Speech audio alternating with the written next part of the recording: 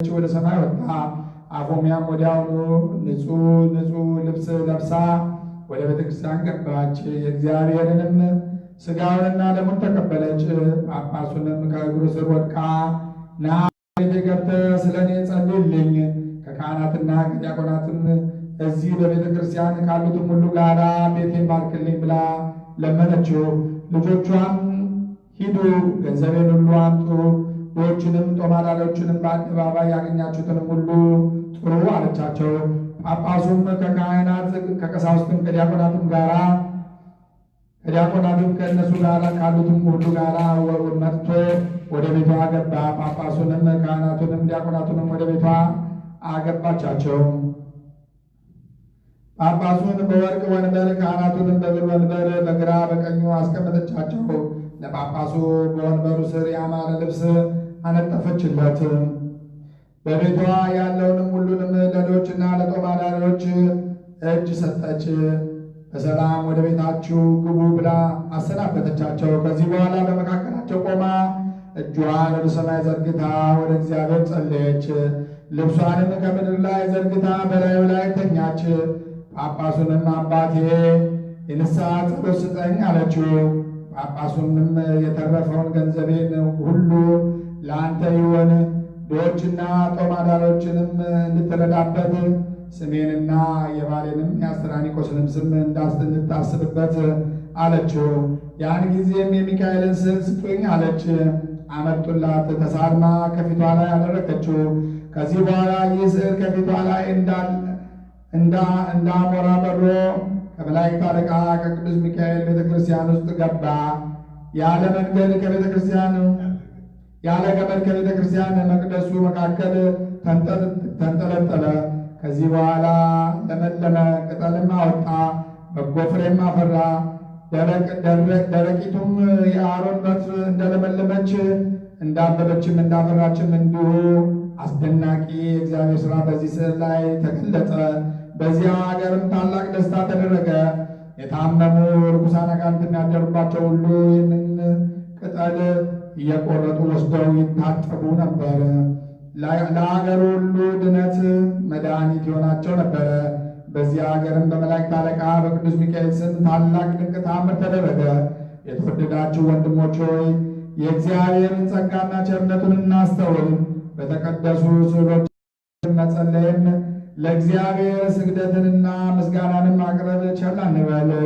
በእነርሱ ላይም የሚገለጠውን የእግዚአብሔርን ሥራም አንጠራጠር።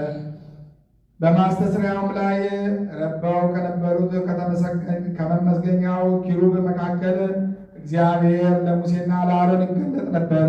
ትእዛዙንም ሁሉ ይነግራቸው ነበርና ከእጃቸውም ከቃላቸውም ምስጋና መሥዋዕት ጸሎት ይቀበል ነበርና የሕዝቡንም ኃጢአት ያስተስርይ ነበርና ይህም ረቂቅ ድንቅ ለሆነው ምስጢር ምልክት ነው። ስለዚህ በተቀደሱ ስዕሎች ፊት ጸሎትን ለሚቀበል ሕይወትንም ለሚያድል ለክብር ባለቤት ምስጋና፣ ምልጃ፣ ጸሎት ያቀርቡ ዘንድ ለምዕመናን ሥርዓት ሆነ። በሰማይ ካለው በምድርም ካለው ከምድርም በታች በውኃ ውስጥም ካለው ፍጥረትም ሁሉ ለአንተ አምላክ አታበጅ፣ አትስገድላቸው፣ አታምልካቸው ሲል እግዚአብሔር አዟል። ስለዚህ በተቀደሱ ስዕሎች ፊት ለእግዚአብሔር ጸሎትና ምስጋና ማቅረብ አይገባም እያሉ በኦሪት ቃል የሚያመካኙ ሰዎች አሉ። እኛም የኦሪትን ቃል ጠንቅቀው እንዲያስተውሉ እንመክራቸዋለን። ቃሉ አትስገድላቸው፣ አታምልካቸው ይላል። እነዚህም ጣዖትን የተናቁ የተዋረዱ ናቸውና እነርሱ በልዩ ልዩ መልክና ምሳሌ የሚሰሩ ጣዖታት ናቸው። ለእነሱ ልንሰግድላቸው አይገባም፣ ሰው ሰራሽ ናቸውና የእግዚአብሔርን ኃይልም የለባቸውምና። የቅዱሳን ስዕላት ግን እንደነዚያ አይደሉም፣ የምስጢር ምልክቶች ናቸው እንጂ የሰው ሕሊና በእግዚአብሔር ተስፋ ላይ ያርፍ ዘንድ ረዳት የሚሆኑ ረቂቅ ምስጢሩንም ማለትንም የእግዚአብሔር ልጅ ሰው እንደመሆኑ ከድንግል እንደመወለዱ በበረት እንደመተኛቱ በዮርዳኖስም እንደመጠመቁ በመስቀል ላይም እንደመሰቀሉ እንደ ትንሣኤውም እንደ ዕርገቱም ዳግመኛ በጌትነት እንደመምጣቱም ያለውን የሚያሳስቡ ድንቅ የሆኑ የእግዚአብሔር ሥራዎች መጽሐፍት ናቸው እንጂ እነዚህ ምስጢራትና የሚመስሏቸው በስዕላት ይገለጣሉ። የእግዚአብሔር ነገር ያስተምራሉ። ምልክታቸውም ሁሉን በሁሉ የሚሠራ የክብር ባለቤት የጌታ ስም ነው። አምላክ በሚገለጥባቸው ስዕላት ፊት በምንሰግድበትም ጊዜ ለቀለሙ፣ ለወረቀቱ፣ ለቅቡ፣ ለንድፉ የምንሰግድ አይደለም። እንደ ቸርነቱ ብዛት እንደ ቃልነቱ ጽናት በስዕላት ላይ ለሚገለጥና በእውነት ለሚጠሩት እንደወደደ መልስ ለሚሰጥ አምላክ ነው እንጂ በእነዚህ ስዕላት ፊት የሚሰግድ፣ የሚጸልይ፣ የሚማልድ፣ የሚለምን፣ የሚያመሰግን፣ የሚዘምር የክብር ንጉሥ እግዚአብሔር ያከብረዋል፣ ከፍ ከፍም ያደርገዋል። ሐዋርያ በሰማይ ያለ በምድርም ያለ በቀላያትም ያለ ከምድር በታችም ያለ ጉልበት ሁሉ ለኢየሱስ ክርስቶስ ስም ሊሰግድ ይገባል። አንደበትም ሁሉ ኢየሱስ ክርስቶስ በእግዚአብሔር አብ ክብር እንደሆነ ያምን ዘንድ ነው። ይህም ከእግዚአብሔር ሥራ አንዲቱን አይቶ ቀድሞ ካስታወስናቸውም ቢሆን በእናቱ በድንግል ቃልም ኪዳን ምክንያት በቅዱሳን መላእክትም በነቢያትም በሐዋርያትም በጻድቃንና በሰማዕታትም እርዳታ ምክንያት ከሚደረጉ ሌሎች ነገሮችም ቢሆን የስሙ ምልክት ተጽፎባቸው አይቶ የሚሰግድ የሚገባውን የሚያቀርብ ሰው እርሱ ከምዕመናን አንድነት ውስጥ የተቆጠረ ነው። በእውነተኛ ሃይማኖቱም የታመነ ምስክር ነው። ግን በቅዱሳት ስዕላት ይህንን ሁሉ አይቶ ይልቁንም የአማልክትን አምላክ ስም ተጽፎባቸው አይቶ የሚንቅ የሚያቃልል ሰው እርሱ ቤተ ክርስቲያን ከምታስተምረው ትምህርት የወጣ ነው። ስለዚህ ወንድሞች ሆይ በምትሰሩት ሁሉ ጠንቅቃችሁ ሁኑ፣ ጠንቃቆች ሁኑ። በተረት ወሬም ጥርጥር ወደ ልባችሁ አታስገቡ፣ አይግባ።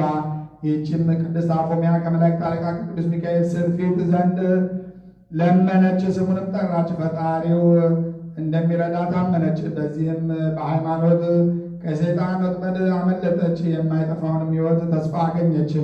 አሁንም የመላእክት አለቃ ቅዱስ ሚካኤል የፈጣሪውን በረከት ረድኤት የቅድስት አፎምያንም ጸሎት ከእኛ ጋር ይኑር ለዘላለሙ አሜን።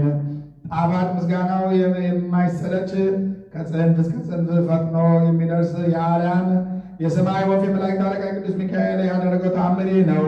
ልመናው ከሲኦል ረግረግ ያድነን፣ ከርጉም ተኩላ አፍም ያውጣን፣ ከክፉ የሰይጣን ወጥመድም ያድነን ለዘላለሙ አሜን። በቆጵሮስ ደሴት በመላእክት አለቃ በቅዱስ ሚካኤል ልመና የሚታመን እግዚአብሔርን የሚፈራ የክርስቶስ ወገን የሆነ አንድ ሰው እንደነበረ ተነገረ።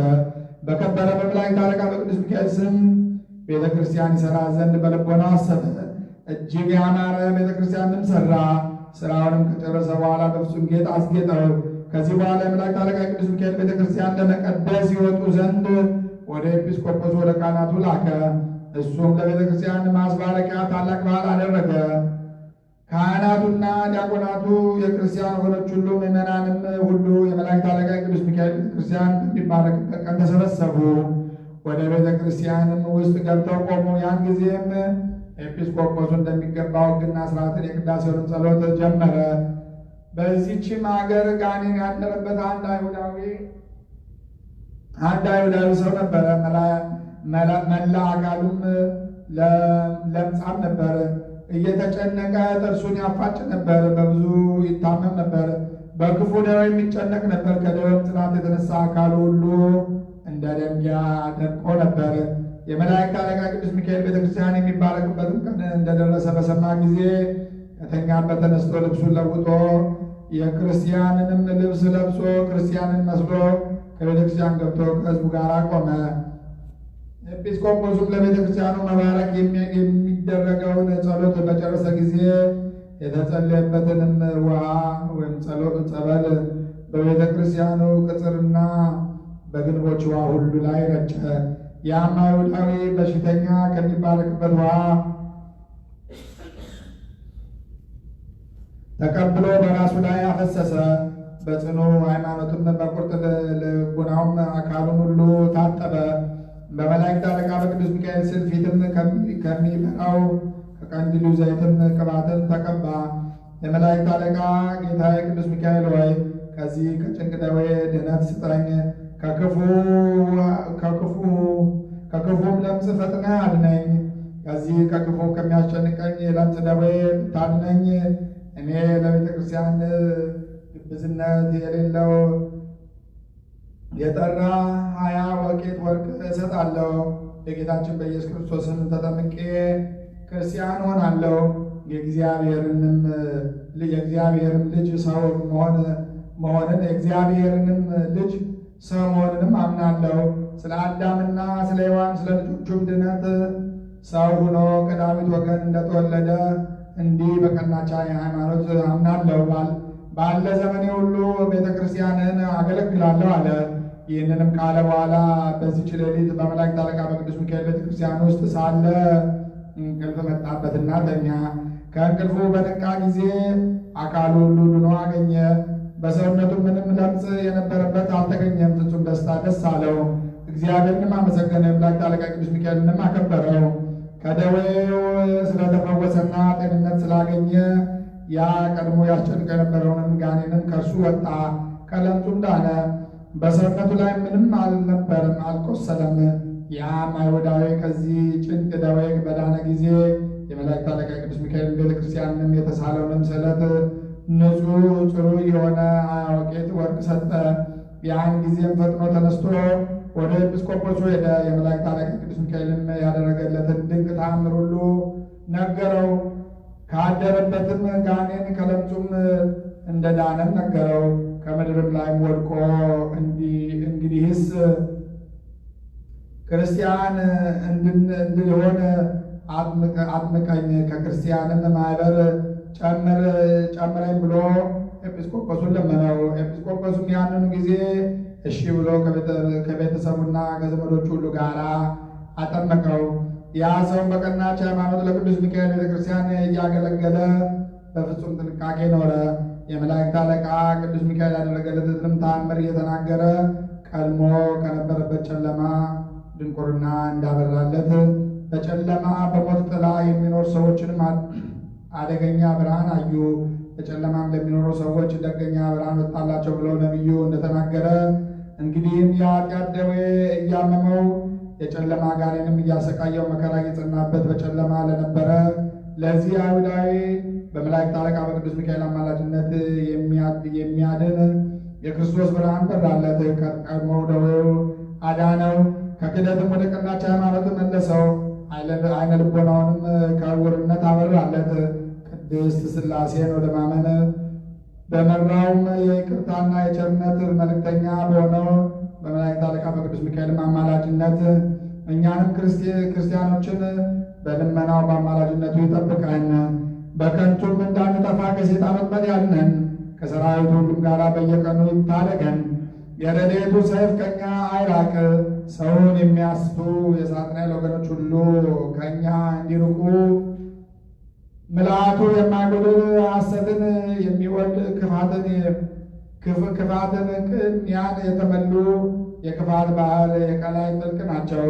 እሊህ እንዳያጠምዱን በክፉ ጥላ ረድኤት በክንፉ ጥላ ረድኤት ይሰውረን። በቸርነቱ መጋረጃ ይሰውረን ዘንድ እኛን ለመጎብኘት ይምጣ። ከቀድሞ ጀምሮ ቂም የሌለበት ምሕረትን የሚለምን ነውና የጥምቀት ልጆቹ ሁላችንም በአማላጅነቱ ይጠብቀን፣ በልመናው ያድነን ለዘላለሙ አሜን። አንድ አምላክ በሚሆን በአብ ወወልድ ወመንፈስ ቅዱስ አምኜ በዚህች በሰኔ 12 ቀን የመላእክት አለቃ የከበረ መልአክ የሚካኤልን በዓል ያከብራሉ። አማላጅነቱ ከእኛ ጋር ይኑር ለዘላለሙ አሜን። የሚያከብሩበት ምክንያት ግን ይህ ነው። እስክንድርያ ከተማ ታላቅ መስገጃ ነበረ። የግብፁ ንጉሥ የብጥሊሞስ ልጅ ንግሥቲቱ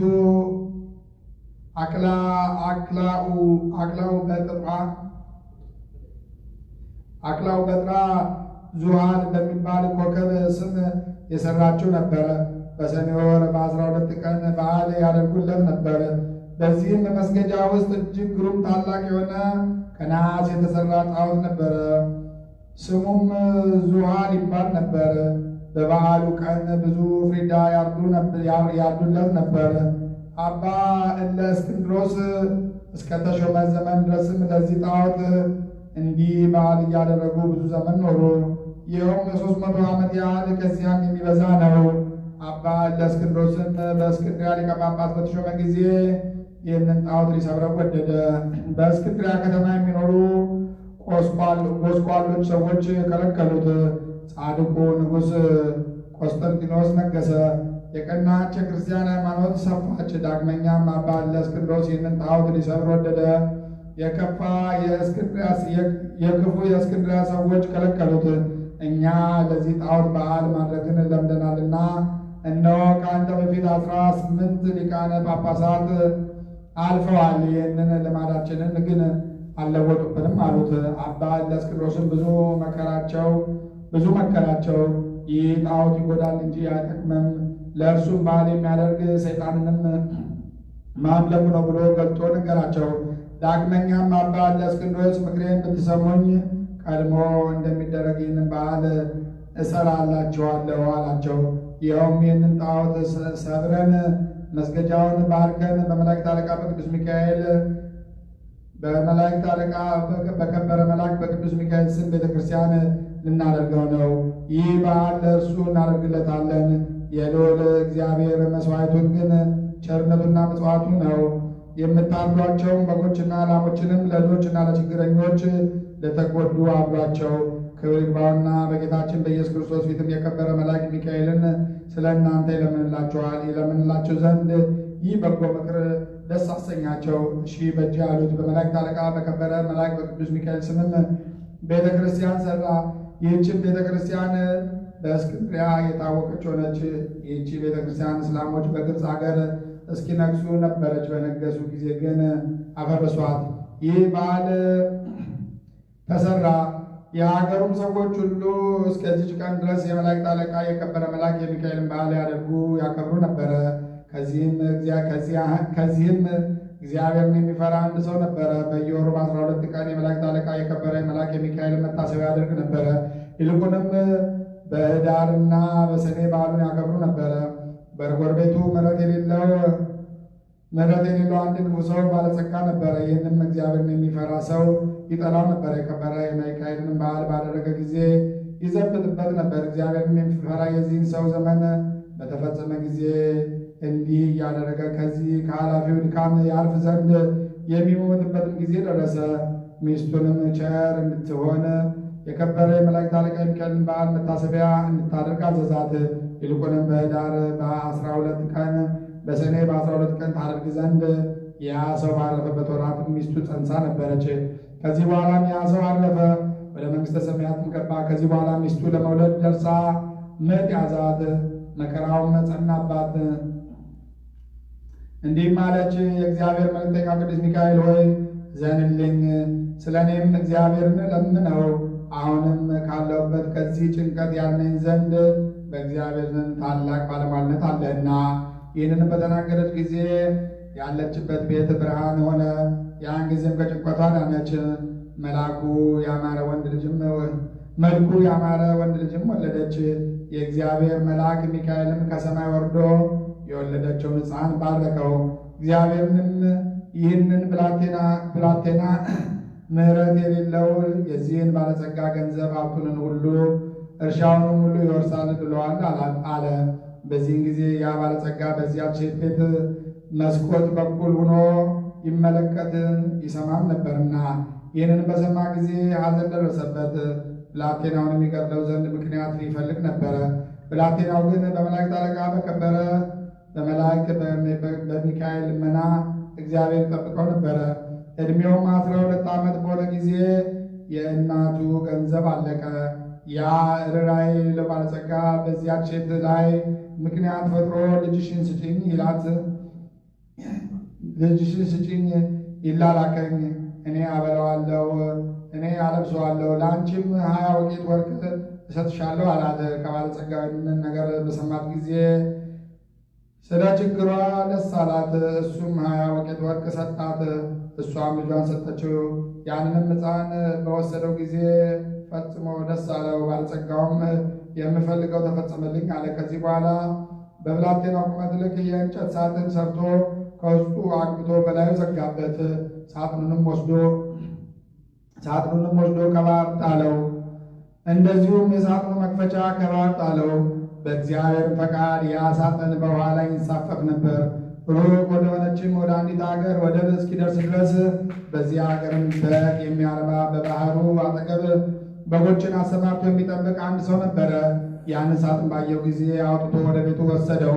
ሳጥኑንም እንዴት ከፍተዋለሁ እያለ ያስብ ነበረ።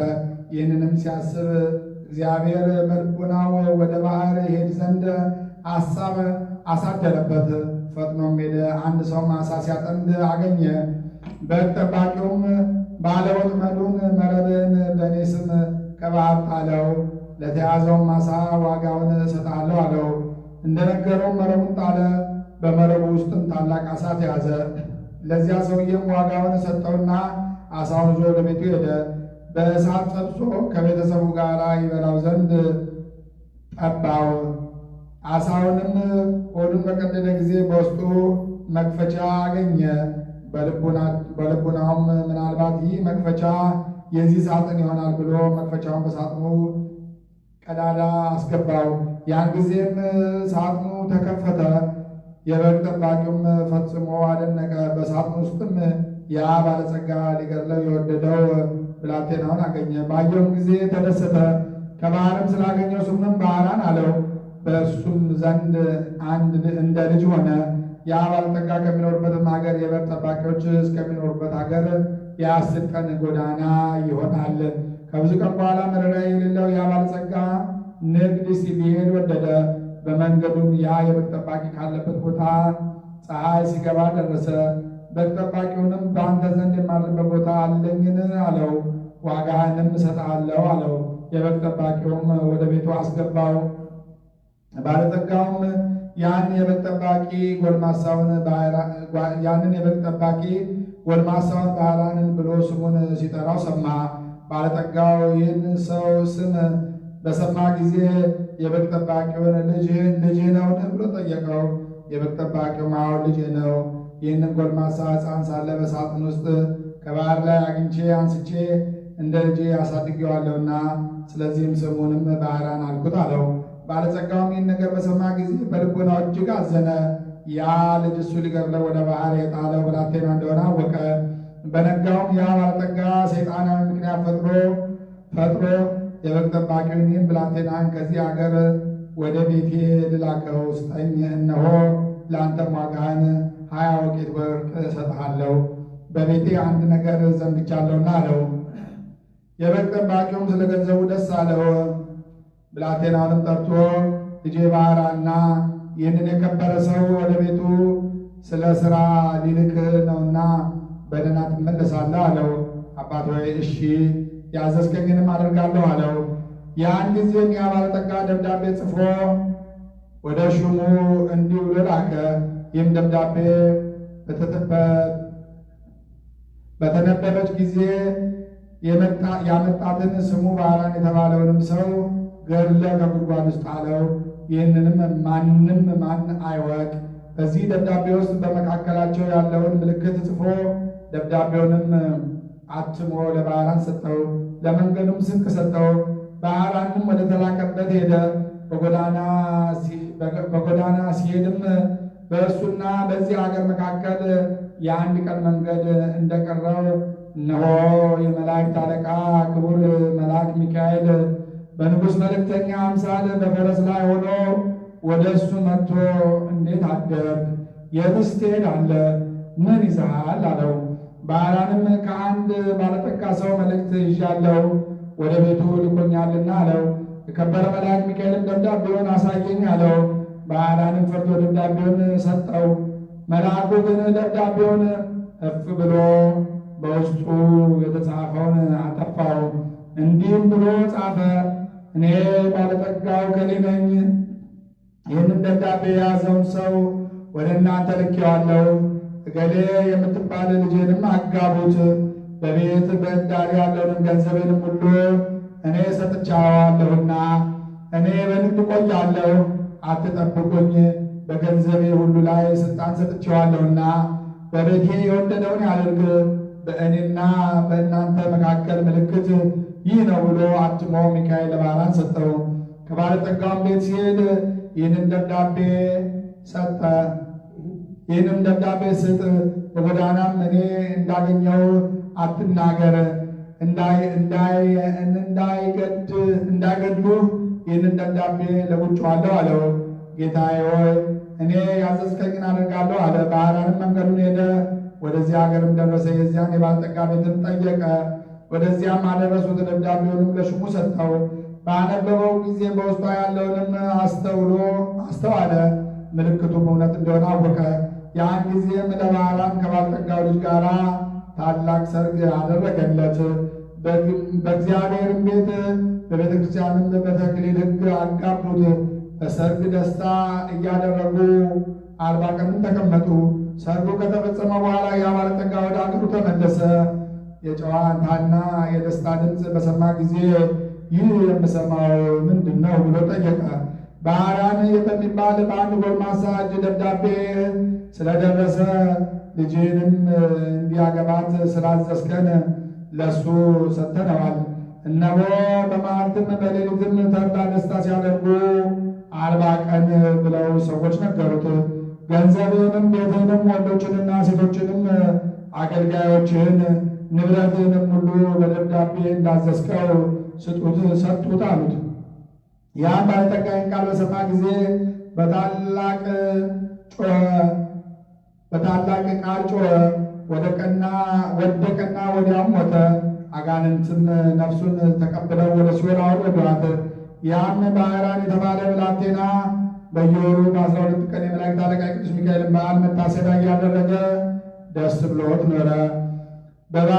ባህራንም በመንገድ የታየው ደብዳቤው ውስጥም የተጻፈውን አጥፍቶ በለወጠው የሕይወትን መልእክት የጻፈለት የመላእክት አለቃ ክቡር መልአክ ሚካኤል እንደሆነ ተረዳ፣ አወቀ።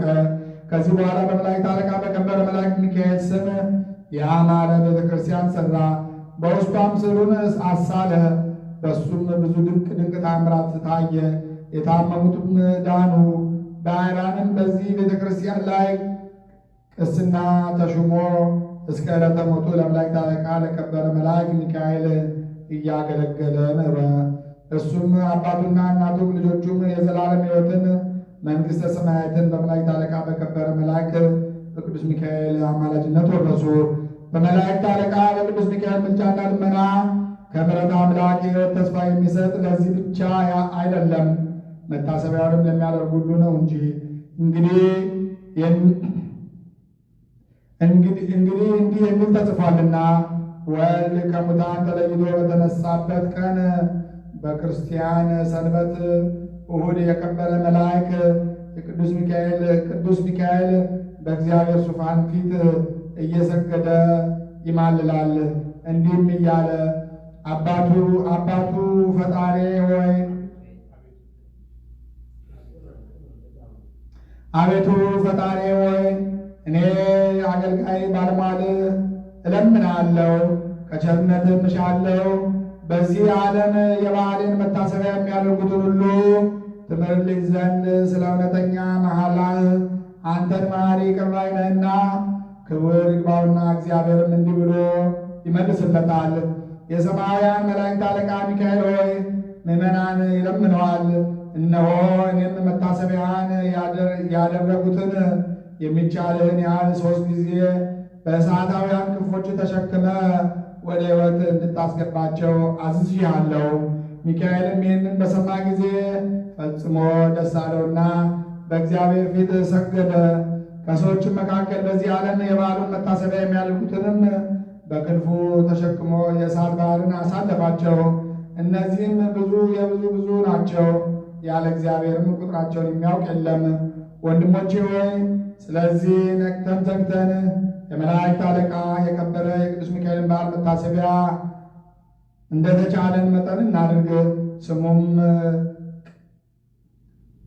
በስሙም ቀዝቃዛ ውሃ የሰጠም ቢሆን እንኳ ዋጋውን አያጣም።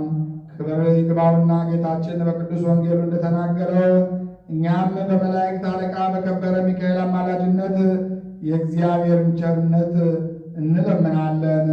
ከሰይጣን ወጥመድ ያድነን ዘንድ ከእኛም የቸነፈር በሽታ ሁሉ ያርቅልን ዘንድ የምድራችንን ፍሬ ያበዛልን ዘንድ በጎ ለመስራትም ይረዳን ዘንድ ኃጢአታችንንም ያስተሰርይልን ዘንድ ከእኛ ወገን የሞቱትን ነፍስ ያሳርፍ ዘንድ መንገድ የሄዱ አባቶቻችንና ወንድሞቻችን እናቶቻችንንም ወደ ቤታቸው በደህና ይመልሳቸው ዘንድ በመካከላችን ፍቅሩን ያደርግልን ዘንድ እስከ ዕለተ ሞትን በቀናች ሃይማኖት ያጸናን ዘንድ የመላእክት አለቃ የከበረ ሚካኤል ብዙ ተአምራቱ ግን ቁጥር ስፍር የሌለው ነው።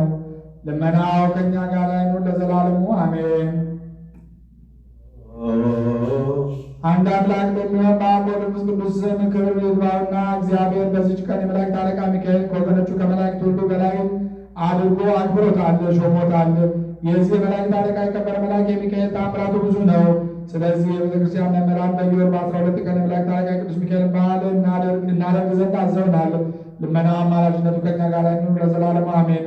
በዚች ቀን የከበረች አፎሚያ ያረፈችበት ነው።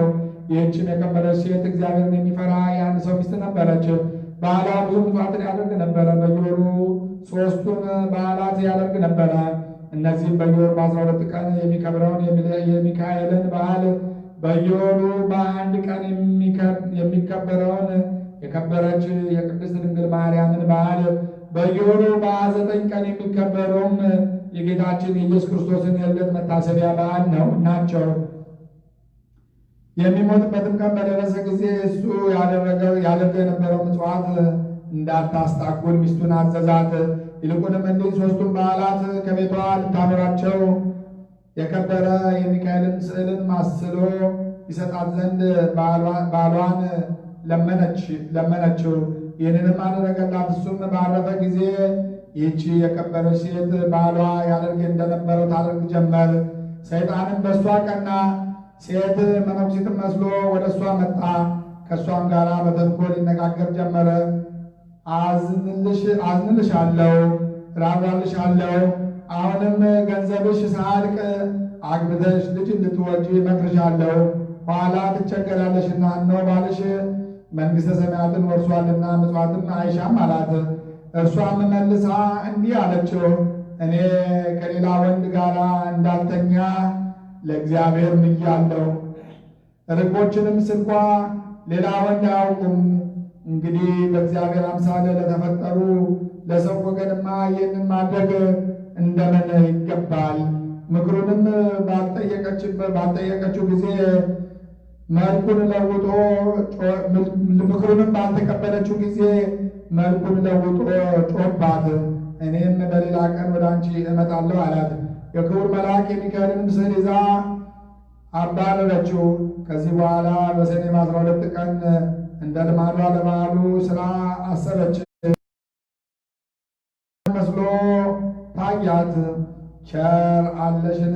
የመላእክት አለቃ ሚካኤል እኔ ነኝ። እግዚአብሔር ወደ አንቺ ልኮኛልና እሱ ምጽዋትን ትተሽ ከምዕመናን ወገን አንድ ሰው ታገቢ ዘንድ አዞሻል።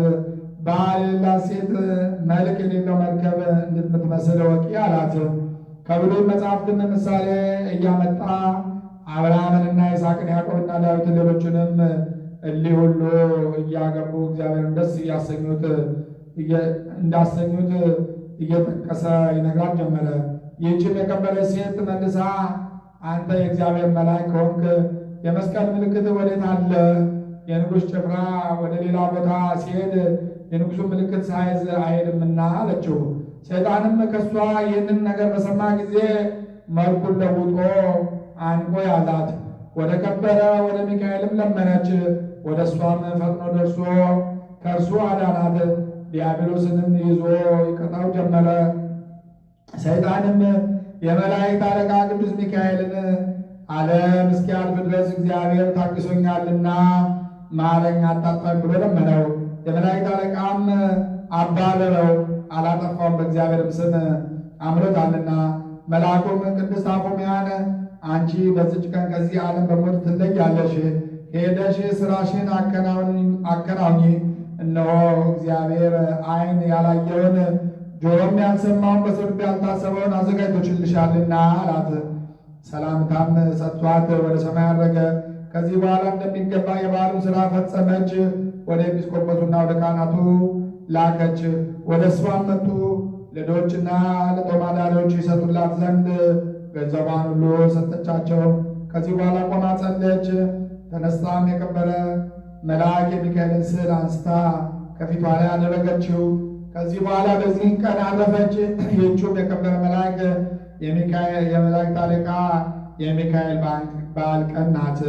እግዚአብሔር በእሷ ልመና የጥምቀት ልጆች እኛን ይማረን ለዘላለሙ አሜን። ዳግመኛ በዚህ ቀን የተመሰገነ ንጹሕ የሰማያትን ምስጢር ያየ የኢትዮጵያ ንጉሥ ላሊበላ አረፈ። እግዚአብሔር በሱ ጸሎት የጥምቀት ልጆች ሁላችንም ይማረን ለዘላለሙ አሜን። ሰላም ለላሊበላ አናፄ መቅደስ በጥበብ በእብን ይቡስ እንበለ መሬት ርጡብ በዘይት መዓር ሎቱ ምስፍና ወመግድ ዝንቱ መዓር ተድላ ነገሥት ወሕዝብ በዕለተ ተወልደ ተአክተ በንብ ሰላም እብል ለቄርሎስ ሊቀ ጵጵስናው ዘኮነ በትንቢተ ብእሲ ጻድቅ ለዝ መምህር እምስሕተተ ዓለም ሩቅ በውሒዘ ቃሉ ለምለሙ እጹቅ በውሒዘ ቃሉ ለምለሙ አይጹቅ ወትምህርቱ ነበሩ ጸዲቅ ሚካኤል በተርካና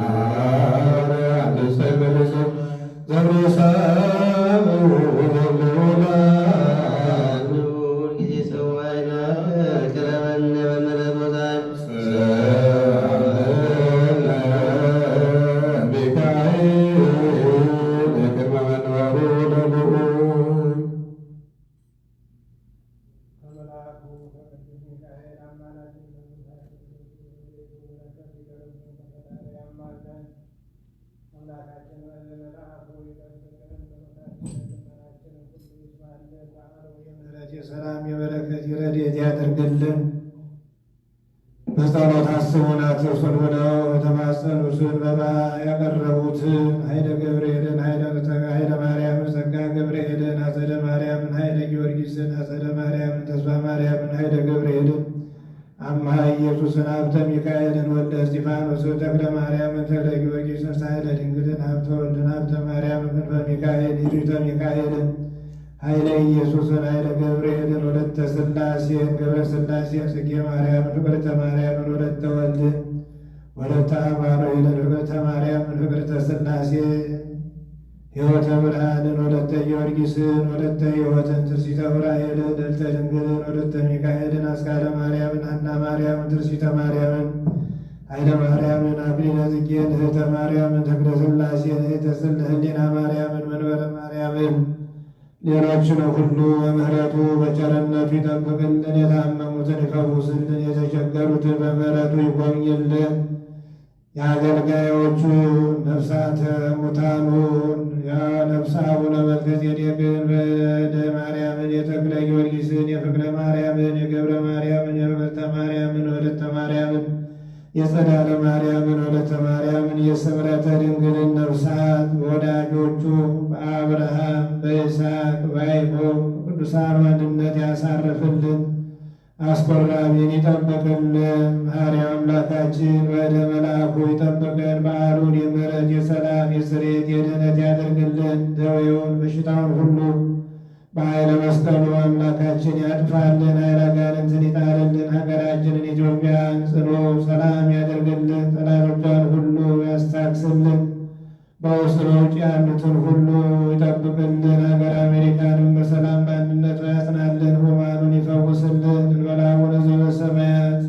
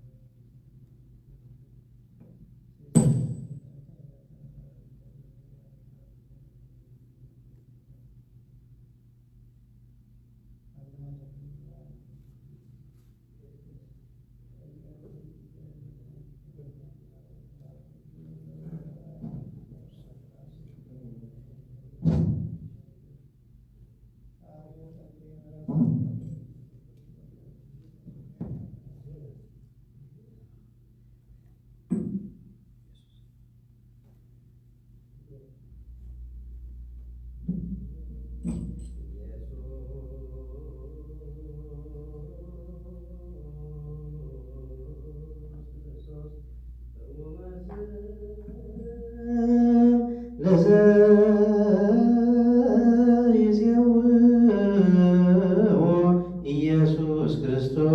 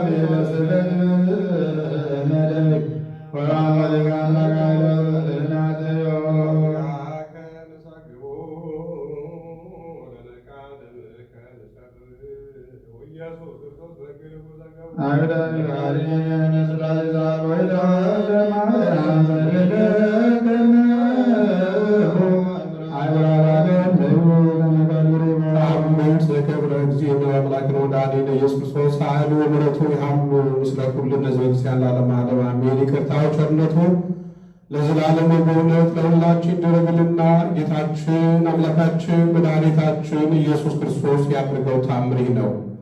በኢትዮጵያ አፄ ላሊበላ የተባለ አንድ ታላቅና ገናና ንጉሥ ነበረ። የሚስቱን ስም ንግሥት መስቀል ክብራ ይባላል። ሁለቱም